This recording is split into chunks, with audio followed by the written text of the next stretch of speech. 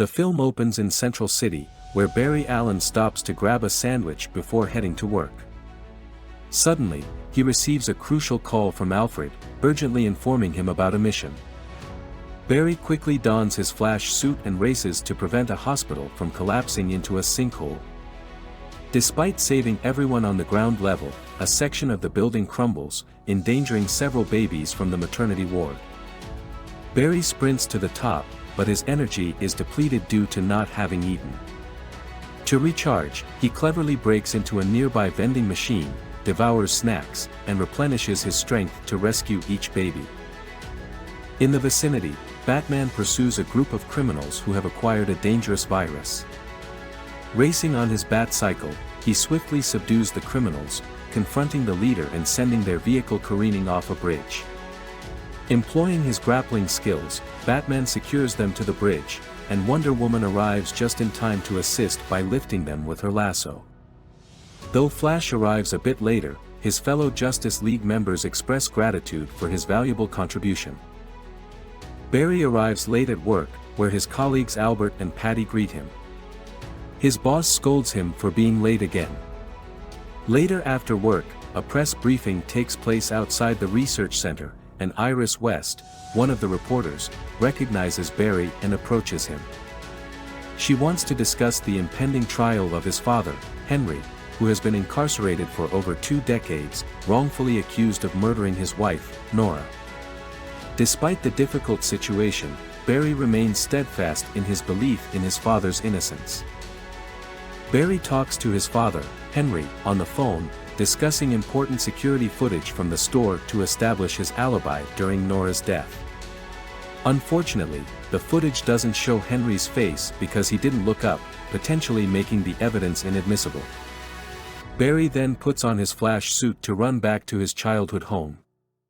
In a poignant moment, he has a vivid flashback to that fateful day when he was just a child. In the flashback, Barry remembers the ordinary scene of his childhood, with Henry heading out to get a can of tomatoes that Nora needed for dinner. Upon his return, Henry was startled by Nora's screams, rushing into the kitchen only to discover her with a knife in her chest. The painful memory resurfaces, adding emotional weight to the quest to prove his father's innocence. Barry runs incredibly fast, seeing all the day's events, including when he saved the babies. He realizes he can go back at least a day in time, which he tells Bruce. Barry suggests going further back to save both their parents, but Bruce explains that traumatic events shaped them. Bruce leaves, and Iris arrives to discuss Henry's case. Barry shows Iris the enhanced footage, but his father's face isn't visible as he didn't look up during the incident. After their talk, Barry concludes there might be a way to undo Nora's death. The plan is set in motion, and Barry decides to go back in time. He cleverly plants the can of tomatoes in Nora's shopping cart to ensure she never forgets it, and as a result, Henry never leaves the house. This prevents Nora's death, allowing Barry to grow up with both of his parents. Just as Barry turns 18, a sinister speedster emerges from the shadows. It disrupts Barry's Speed-Force connection, forcing him back to the present in front of his childhood home. Barry enters the house, overwhelmed with emotion at the sight of his mother alive and Henry free from prison. During a heartwarming lunch with his parents, Barry spots his 18-year-old self, whom we'll refer to as Barry 2, approaching the house. Acting swiftly, Barry intercepts Barry 2 and takes him to his room, where he starts to explain his extraordinary superpowers and the future he hails from. Barry 2 then mentions that it's September 29th, the very day Barry first acquired his incredible powers. This sparks Barry's curiosity and concern about encountering his younger self on a pivotal day. The two Barrys head to the research center so that Barry 2 can go through the same freak accident that granted Barry his powers. Barry 2 panics and Barry calms him down, then the lightning strikes, hitting both of them. As Barry wakes up, he sees Barry 2's wound healing, confirming his attained power. They hurriedly flee as the guards close in, but Barry realizes something troubling. He can no longer phase or run at super speed, rendering him powerless. They seek refuge at Barry 2's apartment, where the newly powered Barry 2 can't resist having reckless fun with his newfound abilities. The older Barry recognizes the need for responsibility and urges Barry 2 to use his powers wisely. The next day, Barry hands over his suit to Barry 2 and tells him to put it on. Upon checking the news, they are shocked to see reports about General Zod and his army of Kryptonians arriving on Earth, searching for Superman. They go back to Barry 2's apartment to find that Patty and Albert are dating and are also Barry 2's roommates. Barry seeks other Justice League members in this timeline but finds Victor Stone is not yet cyborg. Thomas Curry didn't marry Atlanta and had Arthur, and Wonder Woman doesn't exist. Everyone else confirms that Batman does exist, so Barry heads out to find him. The Barrys visit Wayne Manor and find an older and disheveled Bruce Wayne, portrayed by Michael Keaton. Bruce has become bitter and withdrawn since the passing of his loyal butler, Alfred, and he has retired as Batman since Gotham City is now relatively safer. Barry explains the situation and the alternate future he comes from, revealing that his actions inadvertently opened other timelines in the multiverse. Despite this revelation, Bruce refuses to help them locate Superman. Undeterred, the Barrys decide to take matters into their own hands. They sneak into the Batcave and begin researching on Bruce's computer. After some time, Barry becomes increasingly frustrated with his younger self's immaturity and goofiness. However, he struggles to admit the true reason for going back in time. Seeking guidance and support, Barry communicates with Bruce through a camera, eventually managing to convince him to lend a helping hand. Bruce dons the bat suit once more and gives the Barrys a crucial file containing information about a captive Kryptonian in Siberia. The trio takes the Batwing to Siberia and manages to infiltrate the base, discovering a chamber with a young Kryptonian woman, Kara Zor-El, instead of Kal-El. They rescue her, but Barry 2 gets shot in the leg by mercenaries upon being detected. Using an explosive charge, Batman aids their escape, but they soon find themselves cornered by more mercenaries in the open. To their relief, Kara gets re-energized by the sun and unleashes her powers, fiercely pummeling the mercenaries before losing consciousness again. They bring Kara back to Wayne Manor, where she reveals that she is Kal-El's cousin and was sent to protect him after Krypton's destruction. After learning about Zod's presence on Earth, she dons her Supergirl suit and sets out to fight.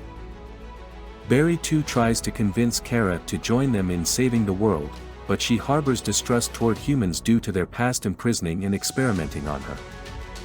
As she flies to confront Zod, she witnesses a chilling scene, Zod with his henchwoman Farah executing a soldier for failing to bring Kara to him. Meanwhile, Barry turns to Bruce for help in recreating the lightning storm to restore his powers. They set up a machine for this purpose, but after the initial lightning strike, Barry 2 gets concerned about Barry's well-being. Barry insists on trying again, but the circuits get fried during the second attempt. Kara comes to their aid, lifting Barry high above the clouds, allowing for a more potent lightning strike that successfully returns his powers. Barry 2 creates a suit out of an old Batman suit and designed it to the likeness of Flash's suit. The heroes unite and decide to confront Zod. Zod readies his world engine to terraform Earth, just as he attempted before.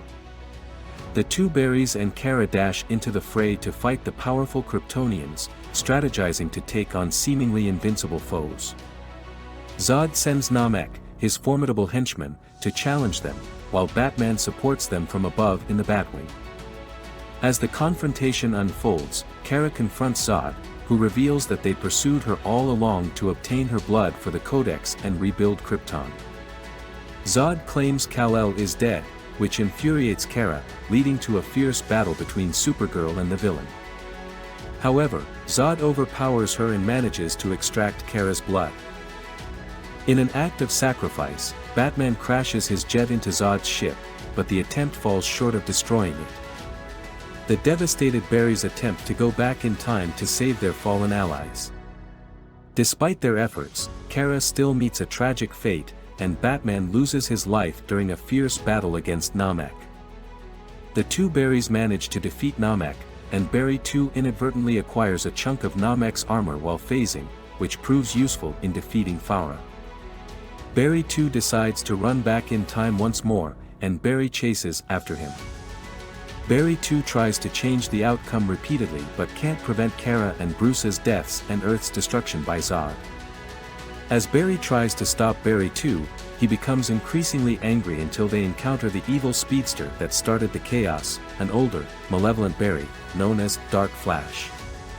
This older version of Barry has relentlessly attempted to fix everything, resulting in multiple worlds and timelines colliding. These worlds feature different versions of Flashes, an alternate Batman portrayed by Adam West, a Superman and Supergirl portrayed by Christopher Reeve and Helen Slater, and various Supermen, including George Reeves and even the infamous Nicolas Cage. Dark Flash seeks to kill Barry for attempting to undo the saving of Nora, but Barry too makes the ultimate sacrifice, taking the fatal blow and erasing Dark Flash, which restores order to the other worlds.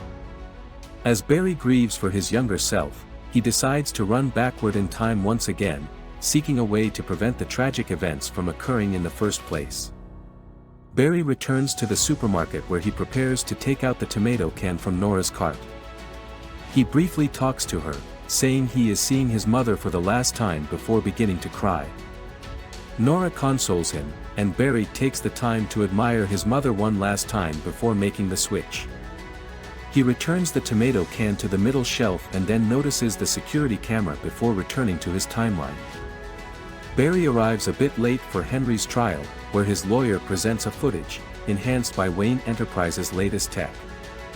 In the footage, Henry looks up to reach for the tomato can, revealing his face to the camera, effectively proving his alibi and innocence, leading to his release. After the trial, Barry crosses paths with Iris once more and makes dinner plans with her. He then gets a phone call from Bruce, congratulating him just as he pulls up to the courthouse.